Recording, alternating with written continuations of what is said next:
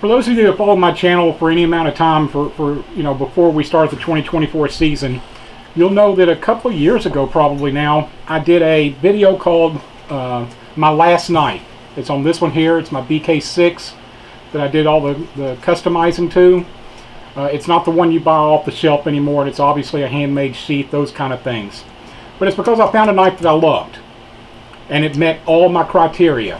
Having said that, at the beginning of my YouTube life here, and for previous years to that, I carried this BK knife, another BK, and I carried it sometimes I carried it in a neck sheath, but most of the time I carried it in a little leather belt sheath. I still use this knife quite a bit, and I still love this knife. I have converted it completely into a neck knife now, made a lanyard and such for it. About 2 years ago, my brother Sid here, he gave me a knife that I had wanted one, but I never got around to getting one, and it's the Bushcrafting. I'm probably pronouncing it wrong. The pilot survival knife from Europe. It came in a Kydex sheath. I never liked the Kydex sheath. It's fine, but it doesn't have any way to attach it, so I had to put clips and stuff like that on it. So this last weekend, I wound up making a new leather sheath for it. So you will probably see this in some upcoming videos, just because I kind of like the knife a lot. It's not taking the place of my forever knife or my neck knife, but it's a knife I want to experiment with some. One of the interesting things about bushcrafting, though, is as you're getting into it, which Sid is doing. Sid knows a lot about woods and hunting and things like that, but the bushcraft side of it, he's fairly new to. The more you get into it, the more you decide what you like and don't like. So I'm going to turn it over to Sid in just a second, but what the gist of this video is he had a knife that he was using as a bushcraft knife. I never particularly cared for it, but that's none of my business. He's the one that has to like it, and he liked it was doing the stuff. He has since found one that he likes a lot better, and is saying that it's going to be his forever knife. I'm going to say it's going to be his new knife for the next couple of years, and then he'll find his forever knife. But he could prove me wrong. So why don't you go ahead and show him what you used before, Sid. This is my knife I was using, and I introduced it to y'all in the beginning of the season. I'm not going to say it right. It's an Orca, but I'm probably not pronouncing that right.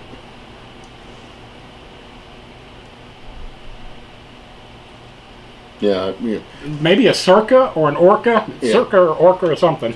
Well, a couple of downsides to it. I mean, it's a great knife. I mean, it feels good, but I don't like it gets too much of a hot spot on my thumb. And then I didn't much care for the tapering. It just didn't do what I wanted it to do. I mean, it's a great little knife, but it just doesn't meet my needs for bushcrafting.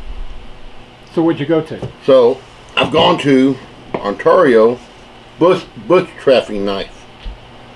It's a series they've come out with. They have a couple of different ones, but I watched a bunch of reviews, and it was a Christmas gift from my wife. I had mentioned I liked it anyway, got it, started messing with it, and found out that I liked got a 5-inch blade, 10 inches overall, and 1 1/8 No, quarter inch. 1/8 inch. 1/8 inch. I'm sorry, 1/8 inch thickness, with and of course no hot spots. I put a little lanyard on the end of it, but everything I like about it came with had a real nice leather sheath made for it. It doesn't come with the knife; it comes with just a straight sheath. It's like a cross draw. Y'all can't see it right now, but it's like a cross between a cross draw and a. It's right here on my belt, and it's a great sheath for it. Easy to find, goes in, just perfect. If you can see it over my fatness, it's right there. And it cross draw, and it works real good for a big boy. But overall, it's just I think it's going to really suit my needs. I told my brother it's going to probably be my forever knife, but like he said, that's kind of bold talk since I'm still getting into it. Because I had a knife prior to all these that I thought was going to be my forever knife. It was a gift from my brother, which was a BK2. Beautiful knife, love it. People call it the BK, the BK Wrecker. It's a big, thick, heavy knife. I carried it for a while. I carried it to some of the meetups in Tennessee. Yeah. But it was just too big for what I wanted. This here kind of gets everything. I'm sorry, they call it the Becker Wrecker. That's what they call it, the Becker Wrecker. Anyway, I have the Kydex holster for it and the leather sheath. But like I said, this is a light knife, full tang. If I want to get industrial and change out my scales, I can. But I don't see anything wrong with those. They come with nice wood scales that just grips real good. And I've used it a little bit, and it holds a good edge. And it also real good for the throwing sparks. So other than that, folks, this is my knife. I'm gonna turn it back over to my brother now, but this is what we have right now going into the rest of the season of 2024. And the reason we decided to do this video is because we're only a week or two away from finishing up with the Ontario knives. I don't think that the second knife test has come out after we did improvements and repairs to them. I don't think so. I don't think it's come out yet. A little bit of a spoiler, neither one of us are really wild crazy about these yet. I probably shouldn't say that because I want you to watch the video with the second test, but we're only a week or two away from reaching the 3 months with these, and once that 3 months has gone by, I'm not going to say we'll never do it, but we're probably not going to do another knife test in 2024. We're not just going to continue to buy sets of knives to test them, because we want to get more into the bushcrafting and skills side, and we really want to get into using the stuff out of the Wildwood Wisdoms book.